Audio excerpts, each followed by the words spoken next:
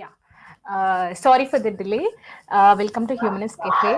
Vishwanath gar లేరని చూస్తున్నారా because we have a very important topic today. Adi, we are going to discuss with a very special guest. So, మీ అందరికీ తెలుసు last week మనకి supreme court judgement వచ్చింది, one important judgement. So దాని గురించి discussion ఉండబోతుంది. And today's topic is father ఆస్తిలో, తండ్రి ఆస్తిలో కూతురి వాటా ఎంత. సో దీన్ని మనతో పాటు డిస్కస్ చేయడానికి ఒక ప్రముఖ అడ్వకేట్ పాషం విద్య గారు ఉన్నారు. విద్య గారు has done her PG diploma in arbitration and family dispute resolution from NALSAR university. Welcome to the show, ma'am. Hello, thank you. And thank you so much for joining us today, ma'am. So మీరు ఈ judgment చూస్తూ ఉంటారు, Vineeta Sharma versus Rakesh Sharma అనే case ఆధారంగా supreme court 2005లో సవరించిన హిందూ వారసత్వ చట్టంలో పునరాలోచన కూడా చేయొచ్చు అని చెప్పింది, అంటే రిట్రోస్పెక్టివ్ ఎఫెక్ట్ ఉంటుందని చెప్పి. సో దీన్ని డీటెయిల్ గా డిస్కస్ చేసే ముందు మనం బేసిక్స్ నుండి స్టార్ట్ చేద్దాం అనుకుంటున్నాను, మ్యామ్. దానికన్నా ముందు మీకు ఈ జడ్జ్మెంట్ త్రూ మీ వ్యూ ఏంటో చెప్పగలరా? Do you feel that it is a good way for equal rights in the society for women also? It's progressive legislation అండి. ఎందుకైతే మన రాజ్యాంగంలో ఆర్టికల్ 1450 జెండర్ ఈక్వాలిటీ గురించి అండ్ జెండర్ డిస్క్రిమినేషన్ గురించి, లింగ వివక్ష, లింగ సమానత్వం గురించి నిర్దేశించాయి. సో ఇలాంటి చట్టాలు ఆ దిశగా వెళ్ళే చట్టాలుగానే భావించాలి. So it's a progressive legislation, but it has lot of complications, implications, after effects చాలా ఉన్నాయి. వీటన్నిటినీ కూడా దృష్టిలో పెట్టుకొని ఎలా వెళ్ళాలో కోర్టులో ఇప్పుడు కొన్ని విషయాలలో క్లారిఫికేషన్ ఇచ్చింది latest judgment. In the same way social implications ఏవైతే ఉంటాయో వాటిని కూడా మనం సవరిస్తూ దాన్ని లోపాలు ఏవైతే ఉంటాయో అవి నివారించుకుంటూ వాటిని సరి చేసుకుంటూ వెళ్లాల్సిన అవసరం ఉంటుంది. But overall it is a progressive legislation. Yes తప్పకుండా, మ్యామ్. తప్పకుండా మనం దాని ప్రోస్ అండ్ కాన్స్ డెఫినెట్ గా డిస్కస్ చేద్దాము. అండ్ డీటెయిల్స్ లోకి వెళ్లే ముందు బేసిక్ క్వశ్చన్స్. అసలు ఈ హిందూ సక్సెషన్ యాక్ట్ ఏదైతే ఉందో, హిందూ వారసత్వ చట్టం, ఇది కేవలం హిందూస్ కి మాత్రం, అంటే హిందూ మతాన్ని పాటించే వాళ్ళకేనా, లేకపోతే ఇతర మతాలు వాళ్ళకి కూడా వర్తిస్తుందా? అండ్ దీని ప్రకారం ఆస్తి అన్నవి ఎన్ని రకాలు, మేడం? సో ఇది హిందూస్ కి, జైన్స్, బుద్ధిస్ట్ వీళ్ళకి కూడా వర్తిస్తుంది, అండ్ సిఖ్స్ ఆల్సో. సో ఈ 4 మతాల వాళ్ళకి మాత్రమే వర్తిస్తుంది. అండ్ ఎవరైతే హిందూయిజం కి కన్వర్ట్ అయ్యారో వాళ్ళకి కూడా వర్తిస్తుంది. అండ్ నేచర్ ప్రాపర్టీస్ ఎన్ని రకాలు అంటున్నారా? ప్రాపర్టీస్ బేసిక్ గా చెప్పాలంటే పూర్వీకుల ఆస్తి అంటారు, అంటే ancestral property and self acquired property. Broad గా కేటగరైజ్ చేయాలంటే ఈ 2 ఉంటాయి. But if you go in to deep, each one has ఎట్లా దాని సోర్సెస్ ఎలా అని మనం డిస్కస్ చేసుకోవాల్సి ఉంటుంది. బ్రాడ్ గా చెప్పాలంటే యాన్సిస్ట్రల్ ప్రాపర్టీ కానీ, హిందూ అన్డివైడెడ్ ఫ్యామిలీ ప్రాపర్టీ అంటే హిందూ అవిభాజ్యపు ఆస్తి, లేదా కోపార్సినరీ ఆస్తి అంటే దాయాదుల ఆస్తి. సో ఇది బేసిక్ గా చెప్పాలంటే ఇవన్నీ సినానిమస్ వర్డ్స్. దీంట్లో అంత డిఫరెన్స్ ఏమీ ఉండదు.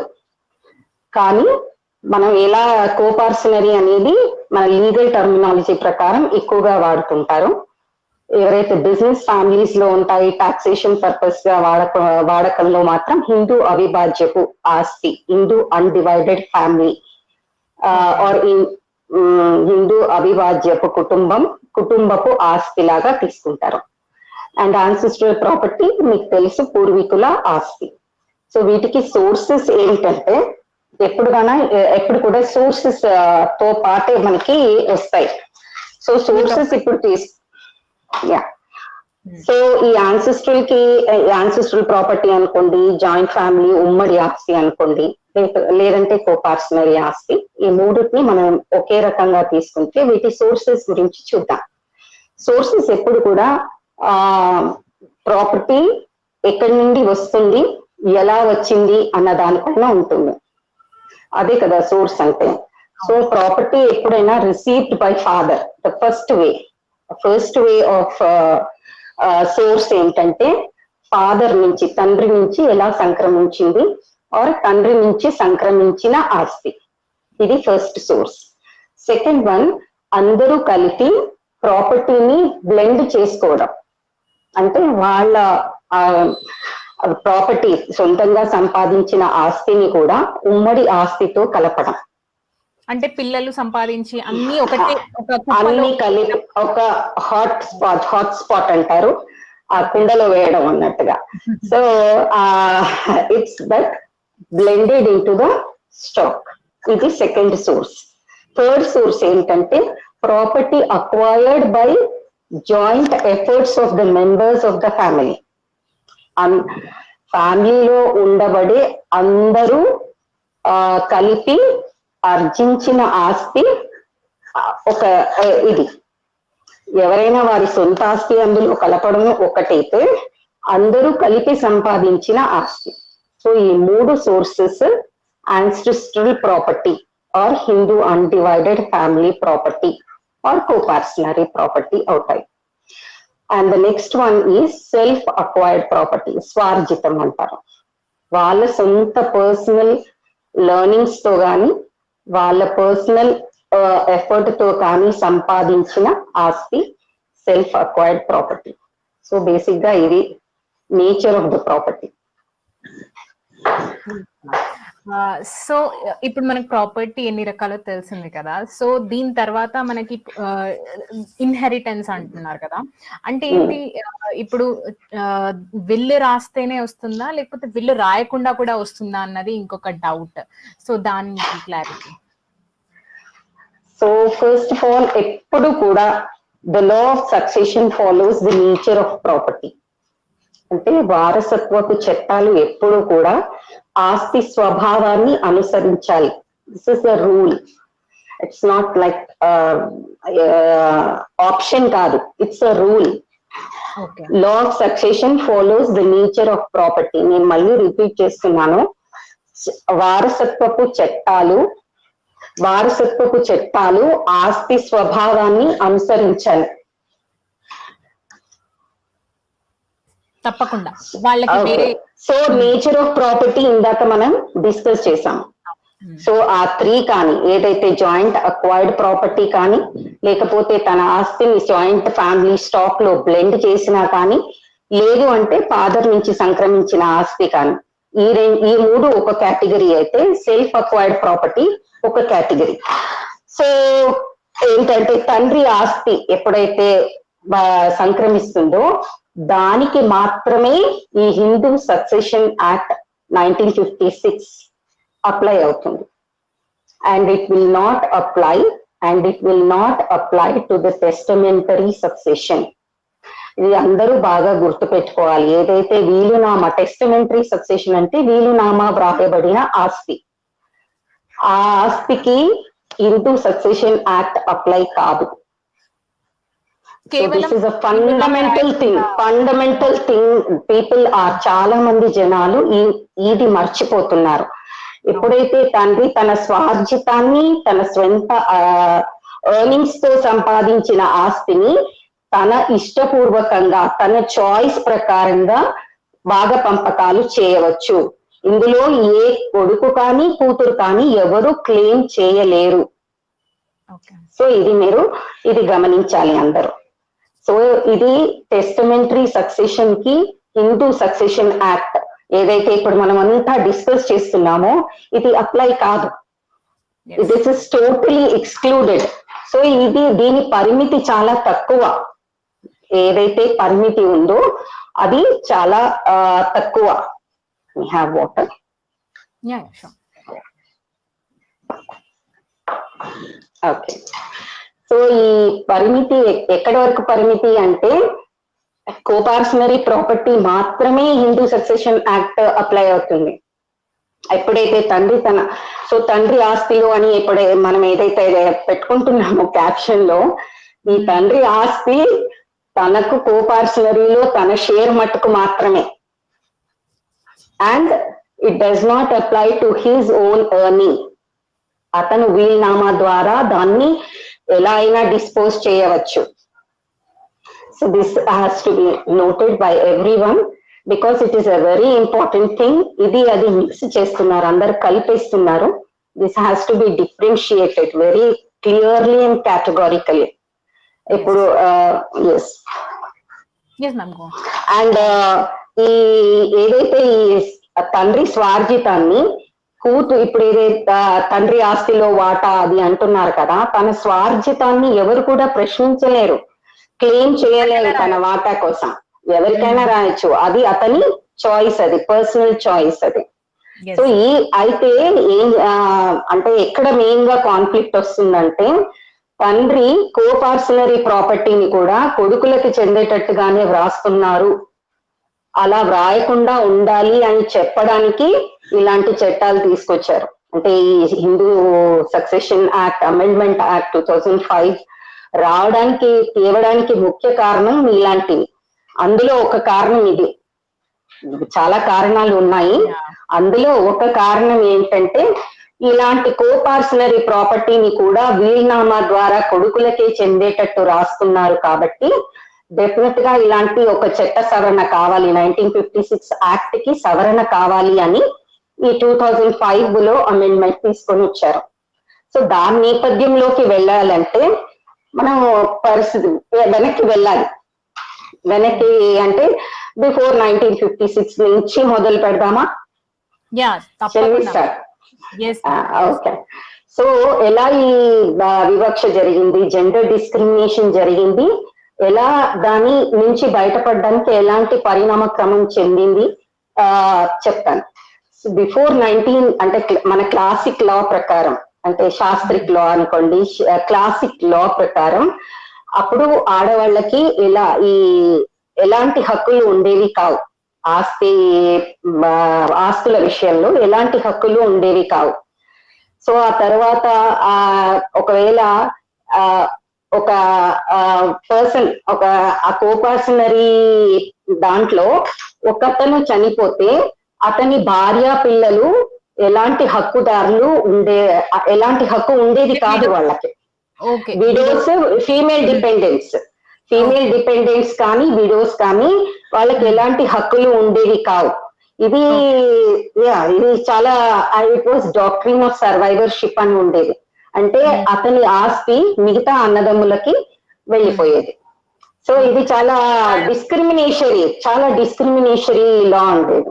So in 1937 they brought law that ఆమె బ్రతికున్నంత వరకు మాత్రమే అనుభవించడానికి వీలుగా ఉండేది. ఆమె చనిపోయిన తర్వాత మళ్ళీ రివర్సల్ గా మిగతా అన్నదమ్ములకే వెళ్ళేది. So this was after 1937. And now after వరకు ఎంజాయ్ చేయొచ్చు, తిరిగి కాదు.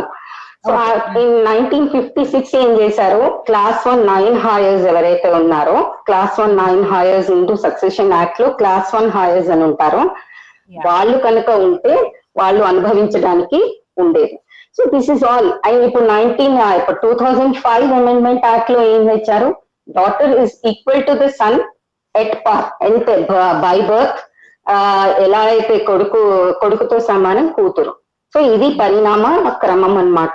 సో ఫస్ట్ ఎంత డిస్క్రిమినేటరీగా ఉండేది, ఇప్పుడు పరిణామం చెందుతూ ఇప్పుడు daughter is equal to a son. అంటే మేడం నాకు ఒక డౌట్ వచ్చింది ఇక్కడ. మనకి మీరు ఇప్పుడు చెప్పారు 1956 లో మనకి ఇంక్లూడ్ చేశారు అని చెప్పి, few women rights have been addressed in 1956 Hindu succession act. అలాంటప్పుడు మళ్ళీ మనకి మన స్టేట్ వరకు వచ్చేస్తే Andhra Pradesh Hindu succession amendment act 1986 అని ఎన్టీఆర్ గారు తీసుకొని రావడం జరిగింది. అంటే 56 లో వచ్చిన తర్వాత కూడా 86 అంటే 30 సంవత్సరాల తర్వాత మనం స్టేట్ కి ఎందుకు అంత టైం పట్టిందంటే అప్పుడు తెచ్చింది వీళ్ళు పాటించలేదంటారా లేదా? అప్పుడు కూడా కోపార్సనరీలో ఆడపిల్లలకి సమాన హక్కు లేదు కదా. 1956 లో కోపార్సనరీలో there was no right for the daughters. They were totally excluded from the co-parcenary. Co-parcenary ante తండ్రి కొడుకు కొడుకు కొడుకు కొడుకు కొడుకు కొడుకు అంటే పుత్రుడు పౌత్రుడు ప్రపౌత్రుడు అనొచ్చు. అండ్ సిస్టర్ 3 generations వరకు 3 lineal male descendants మాత్రమే కోపార్సనరీలో ఉండేవారు. అంటే only daughters were totally excluded అన్నమాట. సో మన రాష్ట్రంలో 1985 లో ఎప్పుడైతే ఈ చట్టం తీసుకొచ్చారో అప్పుడు ఎన్టీఆర్ గారు ఇది రాజ్యాంగ స్ఫూర్తికి విరుద్ధం, ఆడపిల్లలకు కూడా సమాన హక్కులు ఉండాలి అని అనే ఉద్దేశంతో ఈ చట్టాన్ని తెచ్చారు. అండ్ ఇంకొకటి ఏంటంటే అప్పట్లో ఈ వరకట్నపు చావులు చాలా ఎక్కువగా ఉండేవి. డౌరీ డెత్స్, హరాస్మెంట్సే కాదు డెత్స్ ఉండేవి. Like 70s 80s 60s 70s 80s up to 90s చాలా ఎక్కువగా రికార్డ్ అయ్యాయి. సో ఇలాంటి డౌరీ డెత్స్, ఇక్కడ ఆస్తి ఏదైతే ప్రెషర్ పడుతుందో అత్తగారింట్లో డౌరీ తీసుకురమ్మని, ఆ ఒత్తిడిని తట్టుకోలేక చాలా మంది ఆడపిల్లలు ఆత్మహత్యలు చేసుకున్నారు, హత్యలు గావింపబడ్డారు. So in order to curb such ఈ ఈవిల్, ఇది ఏదైతే సోషల్ ఈవిల్ ని కర్బ్ చేయడానికి, దీన్ని అరికట్టడానికి ఇలాంటి చట్టాలు తెస్తే ఏమైనా ఉపయోగపడతాయేమో అని ఉద్దేశము కూడా దీని వెనకాల ఉండింది. అలా మన ఆంధ్రప్రదేశ్ లో Hindu succession Andhra Pradesh amendment act అని 1986 లో తీసుకొచ్చారు. బట్ ఆ తర్వాత మళ్ళీ మహారాష్ట్ర, తమిళనాడు అండ్ కర్ణాటక ఈ 3 రాష్ట్రాలు కూడా ఫాలో అయ్యి ఇలాంటి చట్టాలే వాళ్ళ దగ్గర తీసుకొచ్చారు. కేరళలో మాత్రం అసలు family system, Hindu undivided family system ని రద్దు చేశారు. They abolished this family system, joint family system ని. అంటే అక్కడ సిస్టమ్ లేదంటే ఓన్లీ న్యూక్లియర్ ఫ్యామిలీస్, అంటే ఫాదర్ వాళ్ళ పిల్లలకి అక్కడ వరకు ఉండిపోతుంది, దాని తర్వాత ఫర్దర్ ఎక్స్టెన్షన్స్ ఉండవంటారు. ఓకే మేడం, మీరు ఇందాక ఒకటి చెప్పారు 4 generations వరకే మనకి యాన్సిస్టర్స్ ప్రాపర్టీ వస్తుందని చెప్పి. ఎందుకు అది 4 generations వరకు పెట్టారు? అంటే అక్కడి వరకు ఎలాగో వచ్చేసరికి అప్పటికే చాలా టైం పీరియడ్ అయిపోతుంది అండ్ ఆస్తి చాలా కరిగిపోతుంది అన్న యాంగిల్లో ఆలోచించి 4 generations పెట్టారంటారా? అంటే దట్ వాజ్ ద లా. శాస్త్రిక్ లా నుంచి, కస్టమరీ లా నుంచి అది అలాగే వస్తూ ఉంది. డాటర్స్ ఈ మొత్తం కోపార్సనరీ సెటప్ ఖాళీ మేల్ డిసెండెంట్స్ కి మాత్రమే వర్తించేలాగా వాళ్ళు అలా చేసి పెట్టారు. But that was two discriminatory అన్న ఉద్దేశంతో ఇలాంటి చట్టాలను తీసుకురావడం జరిగింది. ఓకే. యాక్చువల్లీ 1986 లో అప్పుడు నేను పుట్టలేదు, కానీ మా ఫాదర్స్ వాళ్ళు చెప్పింది ఏంటంటే ఎన్టీఆర్ ఈ లా తెచ్చిన తర్వాత చాలా మంది ఫ్యామిలీస్ అప్పటి నుండి ఆలోచించి కూడబెట్టడం, తర్వాత జనరేషన్స్ కి ఆపేసి ఉన్నది వ్రాసేసి పనిచేసి ఇవ్వడం లాంటివి జరిగింది చాలా వరకు అన్నది నేను విన్నాను. అండ్ అంటే ఇలా చూసుకుంటే ఒక 4 generations వరకు పెట్టుకొని డివైడ్ చేయడం కన్నా నిజంగా తల్లిదండ్రులకి ప్రేమ ఉంటే పిల్లలకి సెకండ్ టైం ఇచ్చేయడం, అంటే సెకండ్ జనరేషన్ లోనే ఇవ్వడం కొంచెం బెటర్ గా అనిపిస్తుంది. ఎందుకంటే at least they will get a bigger share and there won't be any discrepancies. You're wrong మా, అంత దాకా పెట్టాలని కాదు, ఇట్ అప్లైస్ టు 4 generations అని. పెట్టాలని అలాగే పెట్టి తరతరాలు పెట్టి ఉంచాలని కాదు ఉద్దేశం, అది అప్లై అవుతుంది అని చట్టం చెప్తుంది. ఇంకొకటి సోషల్, ఏ చట్టానికైనా సోషల్ ఇంప్లికేషన్స్ ఉంటాయి. సో వాట్ ఎవర్ ఏ చట్టం తీసుకొచ్చినా దాని సోషల్ ఇంపాక్ట్ ఉంటుంది, సొసైటీ మీద, మన సామాజిక పరిస్థితుల మీద తప్పకుండా ప్రభావం చూపిస్తుంది. సో ఎప్పటికప్పుడు ఇలాంటి చట్టాలు వస్తూనే ఉంటాయి, దాని ఇంప్లికేషన్స్ ఉంటూనే ఉంటాయి. So yes ma'am. అయితే మనకి ఇప్పుడు 1986 లో మనకి ఆంధ్రప్రదేశ్ లో వస్తే 2005 లో మొత్తం ఇండియా వైజ్ వచ్చింది అమెండ్మెంట్ అన్నది. సో 2005 లో వచ్చినప్పుడు చాలా కన్ఫ్యూజన్ ఉంది. ఏంటంటే 2005 కన్నా ముందు చనిపోయి ఆస్తి పనిచేసుకున్న వాళ్ళవి కూడా కన్సిడర్ చెయ్యాలా లేదా అని చెప్పి ఆ కన్ఫ్యూజన్ కి క్లారిటీ ఇవ్వడానికి చాలా టైం పట్టింది. 2005 నుండి ఇప్పుడు 2000 మనకి 20లో ఇప్పుడు సుప్రీం కోర్ట్ అన్నది లేదు దానికన్నా ముందు కూడా వర్తిస్తుంది అని చెప్పి. అలాంటి టైంలో చాలా మంది కొన్ని కేసెస్ ఎలా ఉంటాయంటే ఫాదర్ డౌరీ ఇచ్చిన టైంలో ఒక కూతురికి వాళ్ళు క్యాష్ ఆర్ సంథింగ్ ఇచ్చి డౌరీ లాగా ఇచ్చేసి the women is sent off to the matrimonial house. దాని తర్వాత ఎప్పుడైతే మనకి ఇలాంటి అమెండ్మెంట్స్ వస్తూ ఉంటాయో అలాంటి టైంలో when the women files a case on the family for equal share of property, ఆ ప్రాపర్టీ ఇప్పుడున్న ప్రాపర్టీ కూడా ఉండదు, దానికన్నా చాలా హై రేట్స్ వచ్చేస్తూ ఉంటాయి. అలాంటి టైంలో ఇది ఇవ్వడం కరెక్టా కాదా అన్నది చాలా డిబేటబుల్ గా ఉంది. సో దాని గురించి క్లారిటీ కావాలి మేడం. ఎస్, మన దగ్గర డౌరీ ప్రొహిబిషన్ యాక్ట్ ఉంది, కానీ అది ఎలాంటి ఎఫెక్ట్ చూపెట్టడం లేదు. మన దేశంలో సుమారుగా 10 millions అంటే 1 కోటి వరకు పెళ్లిళ్ళు అవుతాయి పర్ ఇయర్. అండ్ ఇందులో 80% of them are Hindu marriages. But only 10,000 cases under Dowry Prohibition Act are claimed.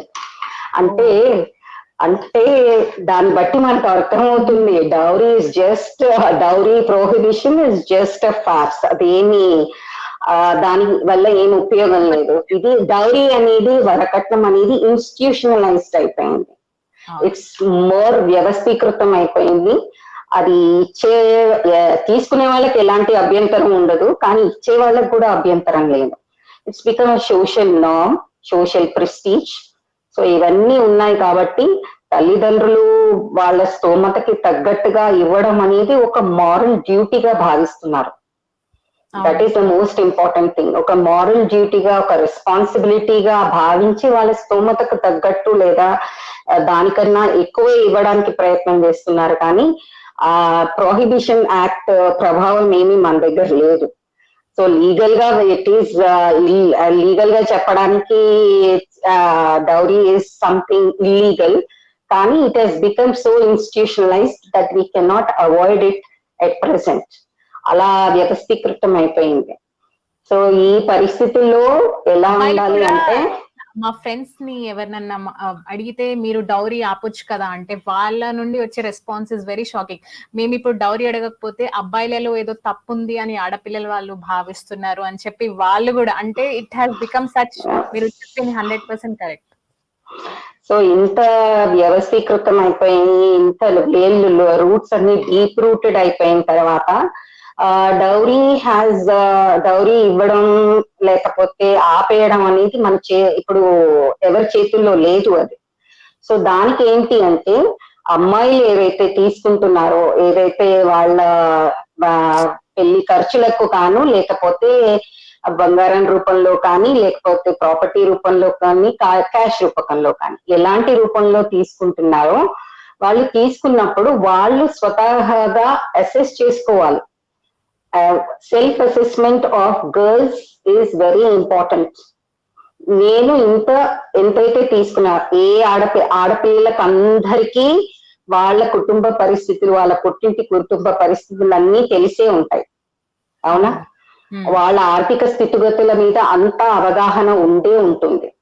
So వాళ్ళకి తెలుసు వాళ్ళకి ఎంత చెందింది అనేది వాళ్ళకి అర్థమవుతుంది. సో వాళ్ళు సెల్ఫ్ అసెస్ చేసుకోవాలి. చేసుకుని నేను ఎంత తీసుకున్నాను, నాకు ఎంత దక్కాలి, నేను ఎంత పొందగలను, ఇవన్నీ అసెస్మెంట్ చేసుకొని వాళ్ళు దాని ప్రకారం వెళ్ళాలి. అండ్ మోర్ ఓవర్, ఇప్పుడు మీరు అన్నదానికి ఇంకా కొనసాగింపుగా చెప్పాలంటే, అందరూ దావాలు వేసుకోరు. అందరూ ఆడపిల్లలు they don't claim are they don't file cases in the courts. Voluntary relinquishment మన సమాజంలో ఉంది. అందరూ చేస్తే ఈ కోర్టులు సరిపోవు, ఈ వ్యవస్థ సరిపోదు. సో అలా ఏం జరగట్లేదు, అందరూ దావాలు వేసుకొని ఏం క్లెయిమ్ చేయట్లేదు. కొంతమంది డిమాండ్ చేయొచ్చు ఓరల్ గా, అది దట్ ఈస్ అమికబుల్, వాళ్ళ వాళ్ళ సొంత ఇదితో పరిష్కరించుకోవచ్చు. సో ఇలా అందరూ చేయిస్తారని లేదు, బట్ వాలంటరీ రిలింక్విష్మెంట్ కూడా ఉంది, వాళ్ళు చేస్తున్నారు. కానీ ఎవరైతే దావాలకు వెళ్తున్నారో, ఎవరైతే కోర్టు వరకు వెళ్తున్నారో వాళ్ళు ఆలోచించుకొని వెళ్ళాలి. కుటుంబ సంబంధాలు, సోదర సోదరి బాంధవ్యాలు ఇవన్నీ దృష్టిలో పెట్టుకొని వాళ్ళు ముందడుగు వేయాలి. Yes yes ma'am. అండ్ ఇప్పుడు మీరు 2005 ముందు చనిపోయిన వాళ్ళకి కూడా వాళ్ళు కూడా ఇప్పుడు కేసెస్ వేయొచ్చు అంటున్నారు కదా, దాని వల్ల కోర్ట్స్ మీద ఎలాంటి బర్డెన్ పడుతుంది అన్నది ఇంకొక one of the booming question ma'am. Already మనకి చాలా కేసెస్ చాలా పెండింగ్ లో ఉన్నాయి. అలాంటప్పుడు దీని వల్ల మనం ఇంకా కేసెస్ ని బర్డెన్ ని పెంచుకునేలా ఉందా, లేకపోతే నిజంగా దీని సిగ్నిఫికెన్స్ సొసైటీలో నిజంగానే కొన్ని ఫ్యామిలీస్ లో అన్నా దీని వల్ల ప్రాఫిటబుల్ ఉమెన్ ఉన్నారా అన్నది ఇంకొక మేజర్ క్వశ్చన్ మ్యామ్. ప్రాఫిటబుల్ అంటే మేజర్లీ బిజినెస్ ఫ్యామిలీస్ లో ఇది చాలా ప్రాఫిటబుల్ అండి. బిజినెస్ హైలీ అంటే హై అండ్ బిజినెస్ చేసే ఫ్యామిలీస్ లో this has a significant role. Because అక్కడ ఆడపిల్లలు when they are a part of the coparcenary, they can become the karta which was not before. కర్తగా ఉండొచ్చు, and they can part their income also in to the coparcenary. ఇది కూడా మనం చూడాలి. ఇంతసేపు అక్కడి నుంచి వచ్చింది తీసుకోవడమే కాదు కదా, తను అర్న్ చేసింది కూడా కోపార్సనరీలో యాడప్ చేయొచ్చు. అంటే she can become a part and parcel of this coparcenary property. అలా ఆమెకి అది ఒక అడ్వాంటేజ్, ఫ్యామిలీకి కూడా అడ్వాంటేజ్. బిజినెస్ ఫ్యామిలీస్ లో ఇది బాగా వర్తిస్తుంది. ఇంకోటి మీరు ఏమన్నారు, కోర్ట్స్ లో బర్డెన్ ఎక్కువ అంటున్నారు కదా, దానికి నా పర్సనల్ ఒపీనియన్ ఏంటి అంటే ప్రీ లిటిగేషన్ ప్రాసెస్ ని ఎన్హాన్స్ చేయాలి. ప్రతిదాన్ని లిటిగేషన్ వరకు వెళ్ళనీయకూడదు. లిటిగేషన్ వరకు వెళ్తే, కోర్టులో దావాలు వేస్తే డెఫినెట్ గా it will take long time, and అక్కడ స్ట్రింజెంట్ ప్రూఫ్ ఆఫ్ బర్డెన్ ఉంటుంది. ఇది ఇది ఉమ్మడి ఆస్తా, లేకపోతే ప్రైవేట్ ఆస్తా, లేక బ్లెండెడ్ అయిన ఆస్తా, ఇవన్నీ వేరు చేయడం చాలా కష్టం.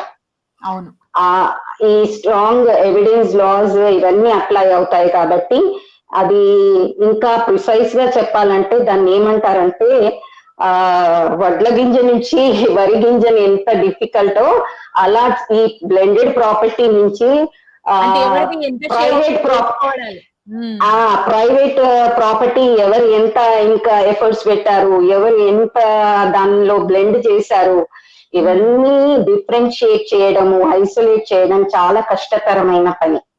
సో ఇలాంటివన్నీ చాలా టైం కన్స్యూమింగ్. కోర్ట్స్ ని కూడా బ్లేమ్ చేయడానికి లేదు, ఇదంతా చాలా టైం కన్స్యూమింగ్ ప్రాసెస్. సో నా సజెషన్, నా పర్సనల్ సజెషన్ ఏంటంటే pre-litigation process or ADR methods, alternate dispute resolution like mediation, conciliation and arbitration ఏదైతే ఉన్నాయో వీటి ద్వారా మనం సమస్యల్ని పరిష్కరించుకోవచ్చు. అన్ని కోర్టుల దాకా వెళ్ళని అవసరం లేదు. ఒక మీడియేటర్ ని పెట్టుకొని మనకి ఏవైతే డిఫరెన్సెస్ ఉన్నాయో, లేకపోతే ఆడపిల్ల తన షేర్ ని ఎంతవరకు కావాలనుకుంటుంది, ఏ మేరకు అది జస్టిఫై అవుతుంది, ఇలాంటివన్నీ పాయింట్స్ కన్సిడరేషన్ లోకి తీసుకొని ఉభయలు కూర్చొని ఒక అమికబుల్ సొల్యూషన్ తీసుకొని వచ్చి, లేదు అంటే మీడియేషన్ ప్రాసెస్ లో వెళ్ళి, లేదు అంటే ఆర్బిట్రేషన్ ప్రాసెస్ లో వెళ్ళి, ఇవన్నీ తక్కువ టైం కన్స్యూమింగ్. సో ఇది పెండింగ్, ఈవెన్ కోర్స్ పైన ఉన్న పెండింగ్ బర్డెన్ ని కూడా తగ్గిస్తాయి. ఓకే, అంటే మేడం మనకి చాలా క్రిమినల్ ట్రయల్స్ కూడా జరగకుండా చాలా మంది జైల్స్ లో ఉంటున్నారు. సో ప్రియారిటీ ఏదంటారు మన కోర్ట్స్ కి ఫస్ట్? అంటే దిస్ ఎస్ ఆబ్వియస్లీ, అంటే దీని సిగ్నిఫికెన్స్ ఉందంటారా సొసైటీలో? ఎంత వరకు మీ ఎక్స్పీరియన్స్ లో చెప్పండి. ఇప్పటికీ కూడా వీలునామా రాయకుండా చనిపోతున్న వాళ్ళు, అంటే యాక్సిడెంటల్ డెత్స్ పక్కన పెట్టేస్తే, అలాంటివి ఎంత ఇంకా మన 1956 తో కంపేర్ చేస్తే ఇప్పటికి తగ్గాయా లేకపోతే ఇంకా అలానే ఉన్నాయా అండ్ సిగ్నిఫికెన్స్ ఉంటుందంటారా? చాలా మంది వీలునామాలు రాస్తున్నారు. ఇది చాలా cheap way of disposal of property అని వీలునామాలు రాస్తున్నారు. కానీ అక్కడ ఏం చేస్తున్నారంటే అవేర్నెస్ వచ్చింది, కానీ వీలునామాలు is not the ultimate thing కదా. ఇక్కడ మన 2005 అమెండ్మెంట్ యాక్ట్ లో వెరీ క్లియర్ గా చెప్పారు, రిజిస్టర్డ్ పార్టిషన్ డీడ్ ఉంటే తప్ప or decree from the court ఉంటే తప్ప అవి చెల్లుబాటు కావు. అవును. సో ఇది definitely this has an impact on different institutions. Like permission ఇచ్చే ఇన్స్టిట్యూషన్స్ కానీ, అంటే ప్రాపర్టీస్ మీద పర్మిషన్స్ ఇచ్చే ఇన్స్టిట్యూషన్స్ లైక్ హెచ్ఎండిఏ, జిహెచ్ఎంసి కానీ, ఆర్ బ్యాంక్స్ కానీ, లోన్స్ ప్రొవైడ్ చేసే బ్యాంకులు కూడా ఈ registered partition deed or decree from the court ఈ రెండింటినీ యాక్సెప్ట్ చేస్తున్నారు, కానీ వీలునామాలని యాక్సెప్ట్ చేయట్లేదు. సో ఇది ఒక సెపరేట్ ప్రాబ్లం అది. బట్ అవేర్నెస్ అయితే వచ్చింది, కొంతమంది రాస్తున్నారు, రాసిన వాళ్ళు యాజ్ ఇట్ ఈస్ గా మ్యూటేషన్ చేసుకొని దాన్ని చేసుకుంటున్నారు. Yes ma'am, thank you. And ఇంకొక డౌట్ ఏంటంటే, నార్మల్ ఇండియన్ సొసైటీలో పెళ్లి చేశాక వాళ్ళని మ్యాట్రిమోనియల్ హోమ్ కి పంపించేశాక పేరెంట్స్ ని చూసుకునే రెస్పాన్సిబిలిటీ మొత్తం అబ్బాయిల మీద పడుతుంది. సో ఆబ్వియస్ గా అందులో అమ్మాయి even if she wants to contribute also తనకు ఆ ఛాన్స్ లేక, స్కోప్ లేక, it is being shifted only on the shoulders of male person in our Indian society most of the times. So వాళ్ళు చెప్పేది ఏంటంటే, మేము మా తల్లిదండ్రుల్ని చూసుకునే రెస్పాన్సిబిలిటీ తీసుకుంటున్నప్పుడు మాకు ఈక్వల్ షేర్ ఎందుకు ఇస్తారు, మాకు కొంచెం ఎక్కువ షేర్ ఇవ్వాలి కదా అన్నది వాళ్ళు పెట్టే వాదన. దాని గురించి మీ అభిప్రాయం చెప్పగలరా? సెక్షన్ 6 అయితే కేటగారికల్లీ క్లియర్ గా చెప్పింది supreme court in Hindu succession amendment act 2005 లో క్లియర్ గా చెప్పింది, daughter is equally liable to that of a son. So ఎలా ఏమైనా అప్పులు ఉన్నా కానీ, ఎలాంటివి ఉన్నా కానీ లయబిలిటీస్ లో కూడా ఆ రైట్స్ ఉన్నప్పుడు లయబిలిటీస్ కూడా ఉంటాయి. సో రైట్స్ తో పాటు లయబిలిటీస్ కూడా ఉండవలసిందే అని సుప్రీం కోర్టు క్లియర్ గా చెప్పింది. ఇది ఎప్పుడు, ఇది అప్పులకి, అప్పుల విషయంలో ఫైనాన్షియల్ మ్యాటర్స్ లో ఇప్పుడు పాయస్ అబ్లిగేషన్ తీసేశారు. హిందూ సక్సెషన్ అమెండ్మెంట్ యాక్ట్ లో పాయస్ అబ్లిగేషన్ అంటే ధర్మబద్ధమైన బాధ్యత. పూర్వం ఎలా ఉండేది అంటే, కొడుకులు వాళ్ళు తండ్రి చేసిన అప్పులను తీర్చవలసిన ధర్మబద్ధమైన బాధ్యత ఉండేది. That was called pious obligation. So ఈ పాయస్ అబ్లిగేషన్ ని ఇప్పుడు రిమూవ్ చేశారనమాట. It is only a personal liability of the son. Personal liability మాత్రమే. పర్సనల్ లయబిలిటీ ఎక్స్క్లూడ్ అయ్యింది. Only to the extent of the share in the coparcenary he is liable, not personally liable. So ఇప్పుడు తండ్రి చనిపోతే అన్ని అప్పులు చేసి కొడుకులు తీర్చాల్సిన అవసరం లేదంటారు. తనకొచ్చిన ఆస్తిలో ఎంతైతే తన తండ్రి వాటా ఉండిందో అంతవరకు మాత్రమే లయబుల్. అంతకు మించి తన పర్సనల్ ఎక్స్పెన్సెస్ నుంచి తండ్రి అప్పులు తీర్చవలసిన అవసరం లేదు. This is settled position after 2005. So ఇది ఫైనాన్షియల్ మ్యాటర్స్ లో. మీరు అడిగింది సోషల్ మ్యాటర్స్, మారల్ డ్యూటీస్, ఎలా షేర్ చేసుకోవాలి అనేది. సో ఇట్ ఈస్ ఇన్ మన కోర్ట్స్ అయినా చెప్పినాయి, మన సొసైటీ ప్రకారం కూడా అందరికీ తెలిసిన విషయమే. It is an unquestioned moral duty on the children to look after their elderly parents. వృద్ధులైన తల్లిదండ్రులను చూడాల్సిన నైతిక బాధ్యత కొడుకుకి ఉంది, కూతురికి ఉంది. సో మీరన్నట్టు తను ప్యాట్రిలోకల్ సొసైటీ కాబట్టి, ఎలా అంటే అత్తారింటికి వెళ్ళిపోతుంది కాబట్టి తనకి చూడాల్సిన అవసరం ఉన్నా కూడా తను చూడలేకపోతుంది అని. This has to be sorted out in coming years. My answer is, రాబోయే రోజుల్లో అల్లుడికి కూడా అంతే బాధ్యతగా ఉంటే, ఈ రోజుల్లో కోడలికి ఎలా బాధ్యత ఉందో అల్లుళ్ళు కూడా అలాంటి బాధ్యత తీసుకుంటే ఇది సార్ట్ అవుట్ అవుతుంది. అదే ఆ చేంజ్ రావాలి సొసైటీలో. సమానత్వం కోసం కోరుకున్నప్పుడు బాధ్యతల్లో కూడా సమానత్వం కోరుకోవాలి. It is just and fair కదా. You cannot just give lineage to daughters of everything just because they are going to another place. ఇంకొక వాదన ఏంటంటే వాళ్ళకి పర్సనల్ ఇన్కమ్ ఉంటేనే చూడగలరు, లేకపోతే లేదు అని అది ఒక వాదన ఉంది. కానీ అది నా దృష్టిలో సరైంది కాదు. ఎందుకంటే యూనిట్ అంటే భార్య భర్తని యూనిట్ గా తీసుకుంటే అల్లుడు కూతురుతో పాటు అల్లుడు కూడా వస్తాడు, అవునా? సో వాళ్ళిద్దరూ ఒక యూనిట్ లాగా తీసుకున్నప్పుడు ఆస్తి పంపకం చేసుకున్నప్పుడు తనొక్కతే అనుభవించదు కదా. అవును, హస్బెండ్ కూడా అనుభవిస్తారు, అనుభవిస్తారు. కాబట్టి డెఫినెట్ గా వాళ్ళు ఒక యూనిట్ లాగా తీసుకుని వాళ్ళు కూడా షేర్ చేసుకోవాలి. This is a must in today's society. ఇప్పుడు మనం ఎలా అంటే ట్రాన్సిషన్ స్టేజ్ లో ఉన్నాం. ఒకప్పుడు ఒక మస్ట్, ఒక ఏమంటారు, తప్పించుకోలేని బాధ్యతగా ఉండేది. కూతురు కొడుకు పైన ఒక తప్పించుకోలేని బాధ్యత ఉండేది, ఇప్పుడు తప్పించుకున్న బాధ్యత అవుతుంది. This has changed. ఈ చేంజ్ ఒక దుష్పరిణామం చెప్పాలంటే. ఎందుకంటే ఇప్పుడు మనం ఓల్డేజ్ హోమ్లు పెరుగుతూ ఉన్నాయి, మనం చూస్తూనే ఉన్నాం హౌ దే ఆర్ డిస్కార్డెడ్. అయితే సో ఈ పరిణామం మంచిది కాదు. సో ప్రాపర్టీ ఇప్పుడైతే ఈ చట్టాలు వస్తాయో ఇలాంటి చర్చ ఎక్కువైపోతుంది. అది అమలు చేస్తారు, అమలు చేయరు తర్వాత మాట. కానీ ఈ భావజాలం ఏదైతే ఉందో, ఈ మైండ్ సెట్ ఏదైతే ఉందో, ఇది ఈక్వల్ ప్రాపర్టీ కదా, సో అందరం ఈక్వల్ గా, వాళ్ళు కూడా ఈక్వల్ గా చూడాలి కదా అన్న భావన ఎక్కువైపోయింది. అది అమలు అవుతుంది, ఆ ప్రాపర్టీ పోతుందా, తర్వాత ఉంటుందా, ఇవన్నీ ఇంప్లిమెంట్ అయ్యే దశలో వరకు వెళ్ళట్లేదు. ముందు మైండ్ మాత్రం ఇవన్నీ వర్కౌట్ చేస్తుంది. So this is wrong. So even supreme court కూడా మొన్న అదే తన జడ్జిమెంట్ లో అదే చెప్పింది. In coming years we have to wait and see how son in laws will take the responsibility. So when there is right, it will always be coupled with responsibility. So బాధ్యతను తప్పించుకోకండి. తల్లిదండ్రులను సమానంగా చూడాల్సిన moral duty మనకుంది. ఆ పని అందరూ చేయాలి. This is my opinion on this. Yes ma'am, definitely. And practical cases ki vaste 2005 కన్నా ముందు ఇన్ కేస్ ఫాదర్ చనిపోయాక ఆడపిల్లకి షేర్ ఇవ్వకుండా ప్రాపర్టీ, ఐ మీన్ యాన్సిస్టర్ ప్రాపర్టీలో షేర్ ఇవ్వకుండా ఓన్లీ వాళ్ళు boys and males have divided the property ma'am. ఇప్పుడు 2020లో ఇప్పుడు మనకి they can file the case అని చెప్పి తెలిసి ఇప్పుడు వేశారనుకుందాం.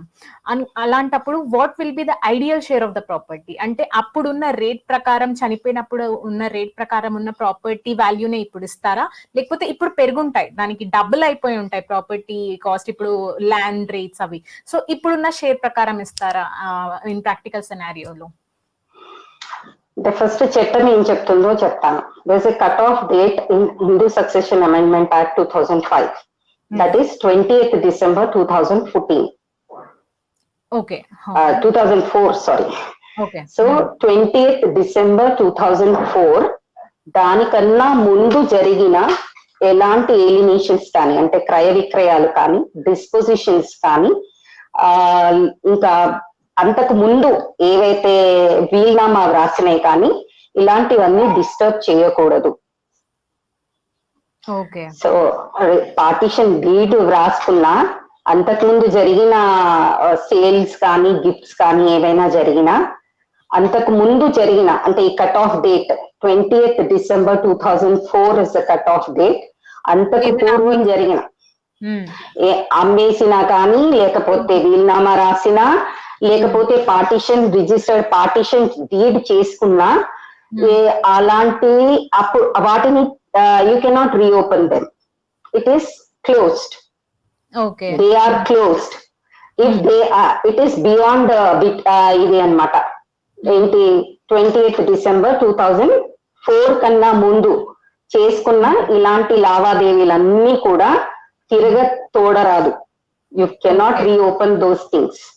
అప్పటికి so there is a lot of controversy on this. చాలా మంది ఫ్యామిలీ అరేంజ్మెంట్స్ చేసుకుంటారు, or they call it and oral partitions కూడా చేసుకుంటారు. చాలా మంది చేసి ఉంటారు.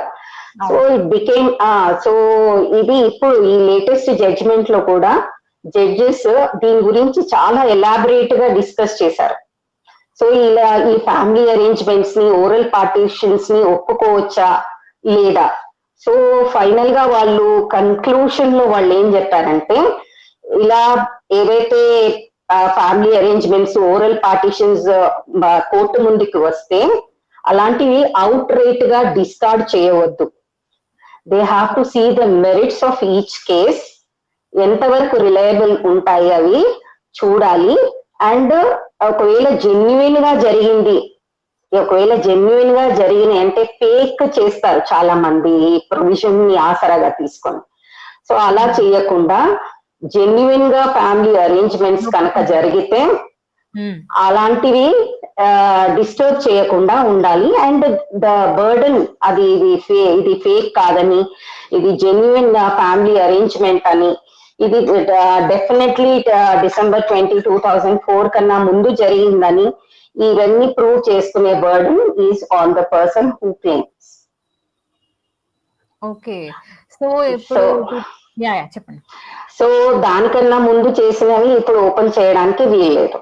సో అలా అది ఆసరాగా తీసుకుని చాలా మంది ఇప్పుడు ఏవైతే shooting up prices of lands కానీ ప్రాపర్టీస్ కానీ చాలా షూటప్ అయిపోయాయి.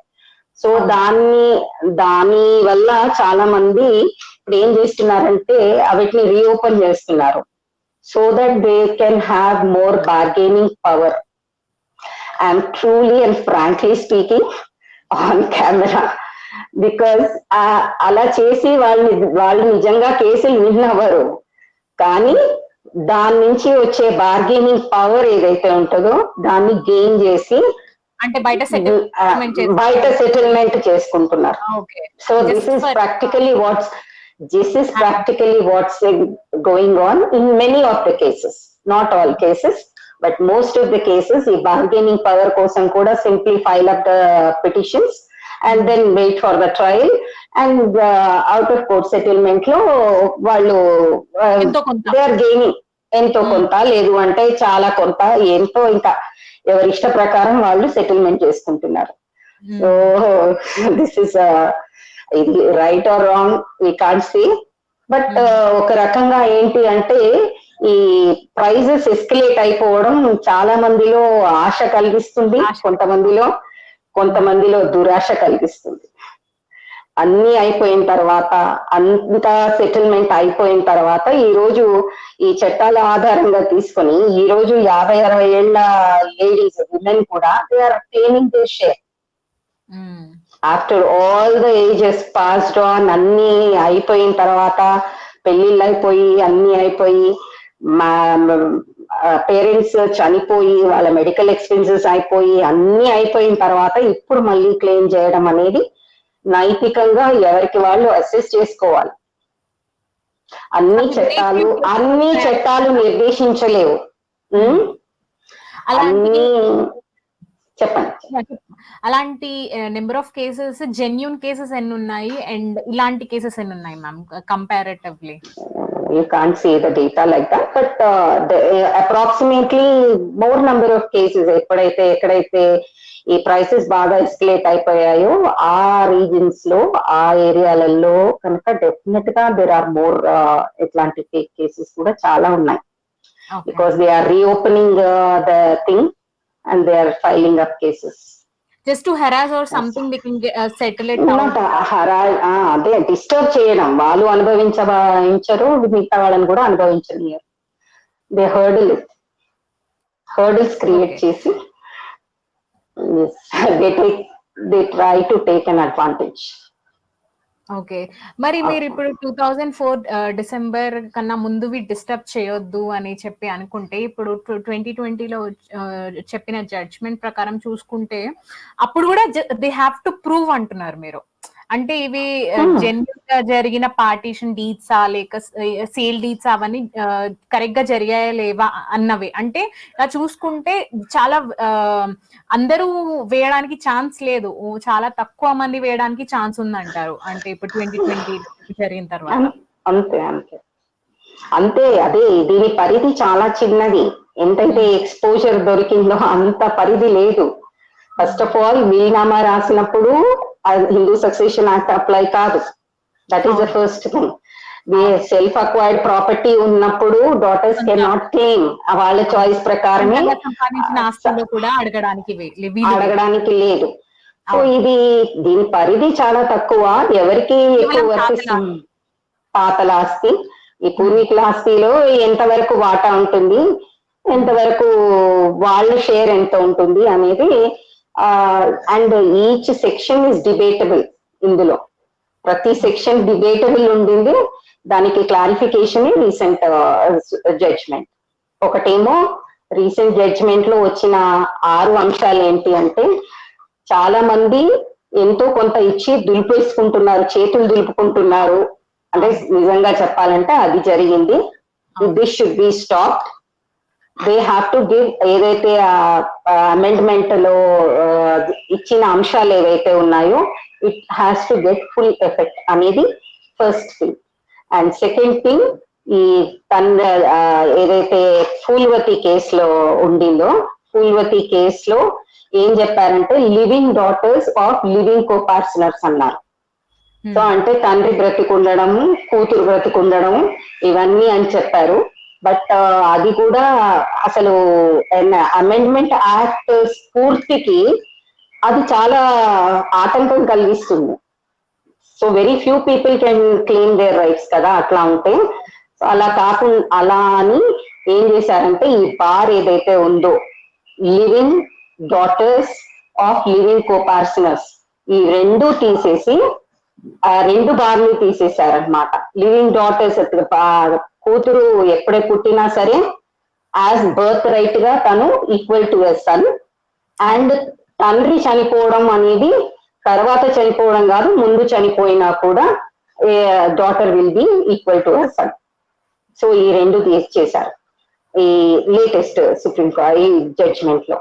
లాస్ట్ వీక్ వచ్చిన జడ్జ్మెంట్ లో సుప్రీం కోర్ట్ చేసిన స్టేట్మెంట్ ఏదైతే ఉందో నేను చదివాను. Like a son is a son till he gets married, but daughter is a daughter till her death అని. దానికి కొంచెం క్లారిటీగా చెప్పగలరా madam? It's an emotional statement of the judges. It's purely emotional statement of the judges saying that daughters are more loving and caring than sons అని ఒక notion తో అలా వ్యాఖ్యానం చేశారు జడ్జి గారు, రిజంప్షన్ చేశారు. బట్ కానీ సొసైటీలో ప్రాక్టికల్ గా ఎట్లా ఉంటుంది అనేది కమింగ్ ఇయర్స్ లో తెలుస్తూ ఉంటుంది. Like how they look after their elderly parents after taking their equal share in their coparcenary property, or వాళ్ళ తండ్రి చనిపోతే. అండ్ ఇంకొకటి చాలా మంది ఇగ్నోర్ చేసే పార్ట్ ఏంటంటే, even if the father dies without writing a will, daughter gets an equal share as class 1 higher. Whatever it is, intestate succession అంటారు దాన్ని. ఇంటెస్టేట్ సక్సెషన్ లో క్లాస్ 1 హైయర్ కింద mother, wife, son, daughter will be equal sharers. So వాళ్ళు అలా అయినా వాళ్ళకి equal షేరే వస్తుంది, ఇలా అయినా వస్తుంది. సో ఇది చాలా మంది ఇగ్నోర్ చేస్తారు. They don't take in to consideration. ఎంతసేపు పూర్వీకుల ఆస్తి నుంచి డాటర్ ఈక్వల్ షేర్ రావాల్సిన అవసరం లేదు. తను ఫాదర్ ఒకవేళ తన స్వార్జితమైనా కూడా వీలునామా రాయకుంటే becomes intestate succession and class 1 ఈ Hindu succession act applies and class 1 heirs will get an equal share. So this is how the law works and people don't understand this. వీలునామా రాకపోతే ఎలా అందరూ సమానమే అని తీసుకోవట్లేదు. అక్కడ డాటర్స్ ఇగ్నోర్ చేయబడ్డారు కాబట్టి ఇలాంటి చట్టాలకి ఫోకస్ ఎక్కువ లభించింది. ఎస్. ఇప్పుడు 2020లో కూడా ఇప్పుడు కూడా ఎవరైనా ఫాదర్ వీలునామా రాయకుండా చనిపోతే, అంటే ఆ తాతల ఆస్తి విషయాన్ని పక్కన పెడితే, ఇప్పటికి కూడా నేను మా ఫ్యామిలీ రిలేటివ్స్ లో చూస్తే daughters were never given equal share. వాళ్ళకి పెళ్ళప్పుడు డౌరీలో కొంచెం ఇచ్చేసి, దాని తర్వాత చనిపోయినప్పుడు ఏదో నామమాత్రంగా అన్నట్టు కొంచెం ఇచ్చేసి, మిగిలిన share is only divided by the men in the family. So obviously rules, I mean ఇలాంటి new amendments are definitely profitable to the country.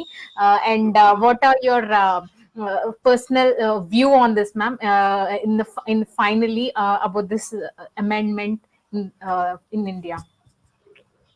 చెప్పాను కదా, ఇట్స్ ప్రోగ్రెసివ్ లెజిస్లేషన్. ఎప్పుడేవో అంటే మనం ఇప్పుడు ట్రాన్సిషన్ స్టేజ్ లో ఉన్నాము, ఒక పరిణామ క్రమంలో ఈ స్టేజ్ లో ఉన్నాం కాబట్టి కొంతమందికి కొన్ని sections of people will get definitely hurt. వాళ్ళకి హర్టింగ్ గానే ఉంటుంది, కానీ it is a progressive legislation. రేపటి తరాలకి ఇంకో 2-3 తరాలు పోయిన తర్వాత ఇట్ బికమ్స్ నార్మల్. ఇప్పుడు మనం 1937 కన్నా ముందు అసలు ఆస్తి హక్కు లేకుండా మిగతా అన్నదమ్ములు పంచుకోవడం మనకి ఇప్పుడు చాలా అన్యాయంగా కనిపిస్తుంది. అలానే ఇది ఇప్పుడు అన్యాయంగా కనిపిస్తుంది, కానీ రాబోయే తరాలు తర్వాత కాలంలో this gets rectified and that becomes a norm. ఎప్పుడైనా కూడా ఈ ఫేసెస్ లో ఉంటుంది కాబట్టి, ఈ ఫేస్ లో ఇలా అనిపించిన తర్వాత it gets normal and everyone will have equal rights and liabilities also. And liabilities ni marvagudadu. And most of the people have this doubt andi edi appula vishayamlo. ఈ అప్పుల విషయంలో క్లారిటీగా తెలుసుకోవాలి.